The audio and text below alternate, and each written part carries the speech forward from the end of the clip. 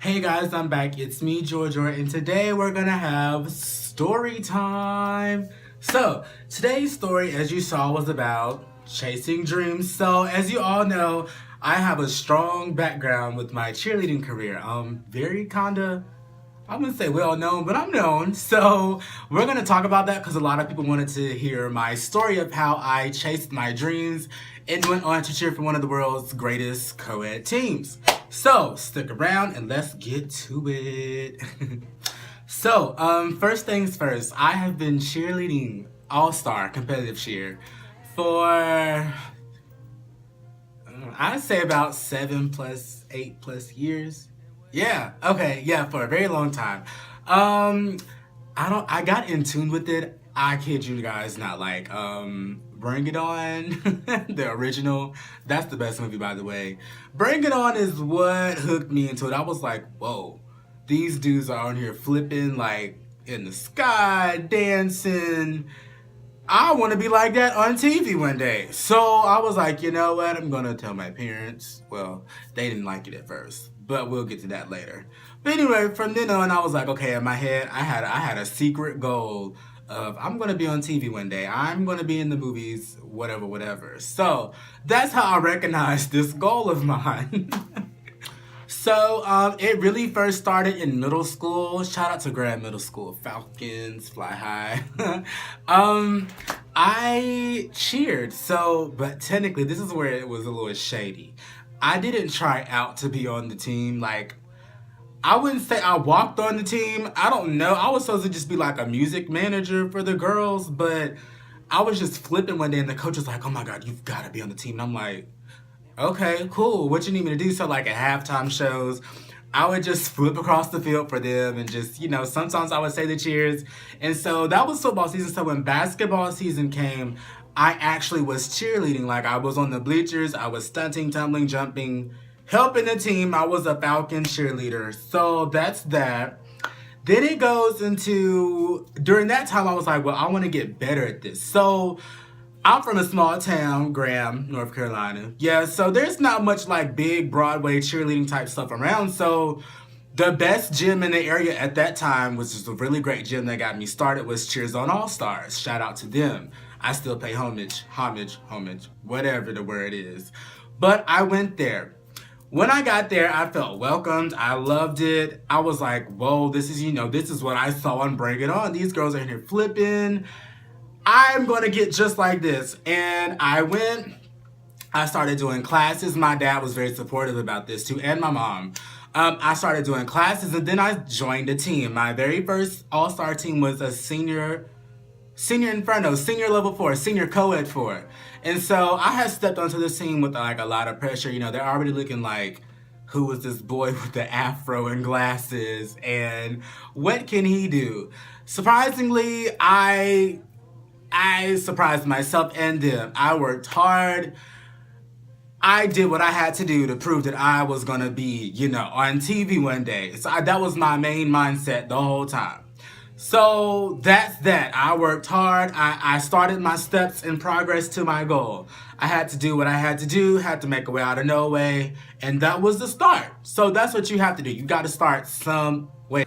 So as time goes on, I'm cheering there for a few years. Actually, I was in love, I went from senior 4. I did cross over to senior 2.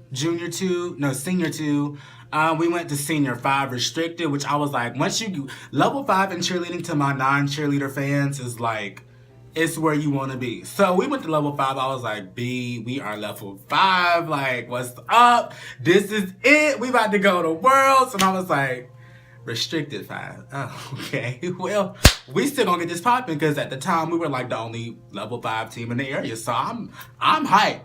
Like, I'm like, what's up? So that goes on and goes on. So as you start going to competitions, I start seeing these other teams from North Carolina that are like, whoa, these people really look like the girls from Bring It On. Like, they are in here doing some stuff I have never in my life thought about doing in cheerleading, but I want to do it. If I got to break my neck, I'm going to do it.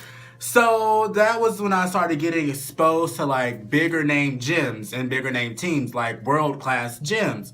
And so this is where, luckily, I live in North Carolina. So I'm just gonna skip to this part of the story and tell how I got there and whatever. So, I live in North Carolina. Luckily, a World's Gym Cheer Extreme All Stars is based in North Carolina with 9 locations. So, let's really get this started. Let's get this started. So, this is where it got popping. I went and visited a practice one day thanks to my auntie Anitra. She was my high school cheer coach too. So, she was a very big supporter in this. Shout out to you, love you, auntie. But I went and visited. I sat in a co-ed elite practice, which is the team I was on.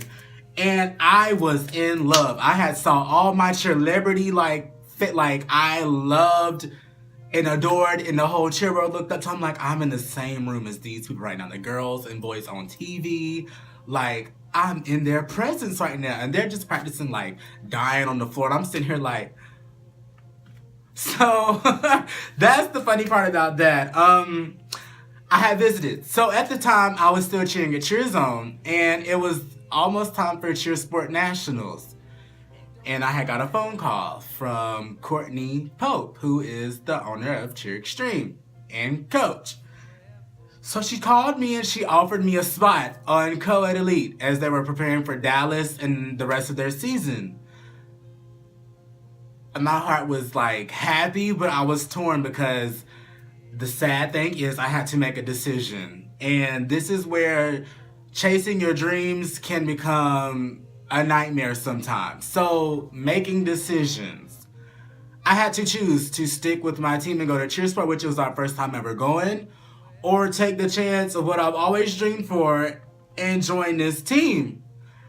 It took me days of thinking, crying, losing friends, talking to friends. To this day, I still regret this, but to this day, I don't, because it opened up doorways. I took the offer and I joined the World's team. So, this is where it got crazy too. So, I took the team offer and I joined. So, you know how sometimes they say God has the perfect timing, sometimes things aren't your season. I was crushed once again while making a dream choice. I made the team, chose to do it, but I couldn't do the season with them because there's this thing called a waiver and release form, and it was a bit controversial about that. I'm not going to mention that, but it wouldn't be signed, so I had to sit out the whole season, which I am blessed for, because throughout the whole time sitting out, everybody at Cheer Extreme, you know, I wasn't a level 5 cheerleader. I didn't have a double. I barely had a full. My jumps to back were great, but it wasn't like these kids. So I sat out. But by the time I sat out for maybe a month and a half for the rest of their season to finish, I was doing privates. I was doing classes. I was bettering myself because I was realized like God got me to this part of my vision and dream. Now I've got to exercise my faith and really get to where I want to be with this. So I got to prove to myself and not only everybody else who doubted me that I could get here, that I can do this. This is why I'm here. This is why God brought me here. I'm going to push through. Like, I thank God for sitting out for those few months, like, because it really got me there and it got my mind together. So, to continue the story, this is where it really started getting better.